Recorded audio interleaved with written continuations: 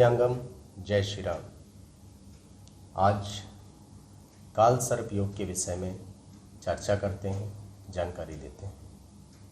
काल सर्प योग क्या होता है, इसके विषय में काफ़ी मान्यताएं हमारे समाज में प्रचलित हैं, लेकिन उनमें कितनी सही और कितनी गलत है, काल सर्प योग क्या होता है, यह जानना प्रत्येक जातक के लिए अति आवश्यक है।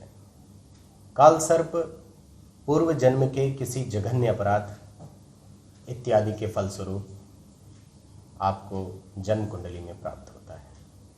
इससे जातक को अपने जीवन में असंतोष का सामना करना पड़ता है। जीवन का जो भी महत्वपूर्ण हिस्सा होता है, आर्थिक, शारीरिक, मानसिक, सामाजिक इत्यादि में से कोई ऐसा पक्ष अवश्य होता है। वैवाहिक जीवन से संबंधी अथवा संतान संबंधी पक्ष भी इसी में आता है। यदि आपका आर्थिक जीवन अच्छा होता है तो शारीरिक जीवन में कष्ट होता है। यदि आप शारीरिक रूप से पूर्णतया स्वस्थ होते हैं तो मानसिक रूप से कुछ विशेष यातनाओं के आप शिकार हो जाते हैं। आपको जीवन में वह कष्ट प्राप्त होते हैं जिनकी गलती आपने नहीं की, उनकी भी सजा आपको मिलती है। यदि आपकी जन्म कुंडली में काल सर्प दोष होता है तब ऐसा होता है। इसके लक्षण क्या हैं ये भी आपको बता देते हैं। जिन भी जातकों को काल सर्प होता है उन्हें भूलने की बीमारी होती है। वह अक्सर भूल जाया करते हैं।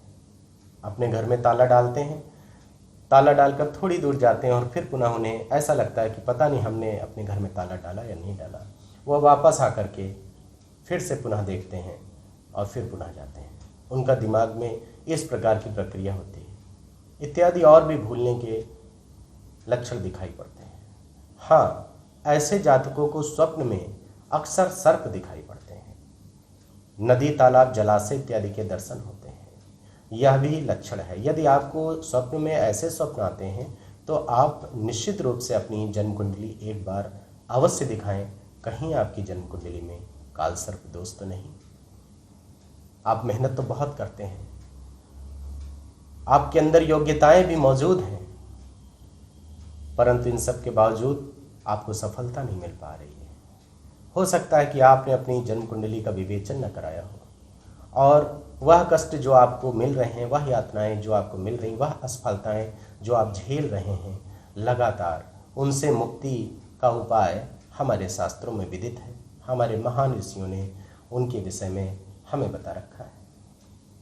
आपको ये भी बताना चाहते हैं कि ऐसा भी नहीं है कि काल सर्प में जन्मे जातक हमेशा ही परेशान रहे हैं।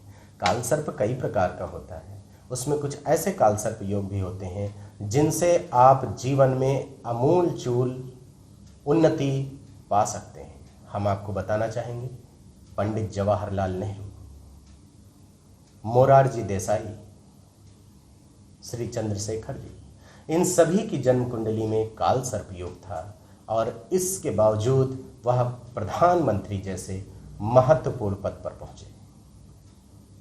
यह कोई मामूली बात नहीं। आप भी पहुंच सकते हैं, आप भी आगे बढ़ सकते हैं। आप में भी भरपूर संभावनाएं मौजूद हैं। आप अवश्य जानें कि आपकी जन्म कुंडली में कौन सा काल सर्प है, यदि है तो कौन सा है। यह मुख्यतः 12 प्रकार का होता है। सर्वप्रथम अनंत नामक काल सर्प योग होता है। जब जन्म कुंडली में राहु आपके लग्न भाव में उपस्थित हो और केतु आपके सप्तम भाव में स्थित हो और शेष ग्रह सभी इन्हीं 7 भाव में स्थित होते हैं और बाकी के भाव में कोई ग्रह स्थित नहीं होता है, तब बनता है अनंत नामक काल सर्प योग। इसके पश्चात यदि राहु आपकी जन्म कुंडली के द्वितीय भाव में होता है और अष्टम भाव में केतु होता है, तब आपकी जन्म कुंडली में कुलिक नामक काल सर्प दोष बनता है।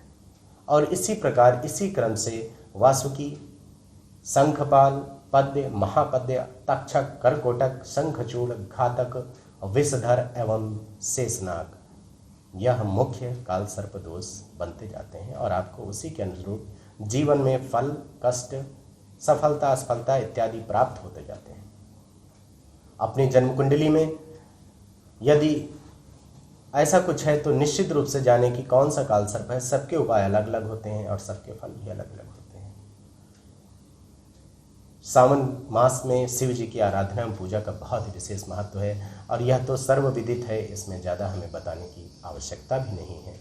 आप शिव जी की आराधना करें, विशेष रूप से फल प्राप्त होगा। शिव जी की कृपा प्राप्त करें, रुद्राभिषेक इत्यादि का आयोजन कर सकते हैं, सर्प सूक्त का पाठ कर सकते हैं, नाग नागिन इत्यादि की विधिवत पूजा कर सकते हैं।